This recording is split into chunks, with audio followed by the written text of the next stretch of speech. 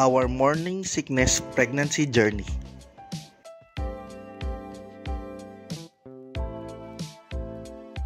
Time check. It is 11:30 p.m. here in UAE. Kung magsuka ng 2 beses bago kami matulog, nag-request ako sa mister ko ng noodles. Naubos ata lahat ng kinain niya kanina, kaya magluluto tayo ngayon. Lagyan pa natin ng itlog para medyo healthy.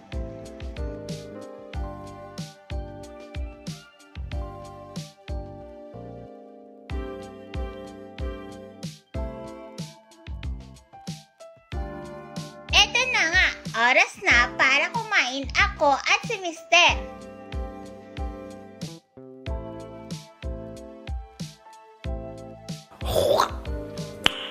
Nice.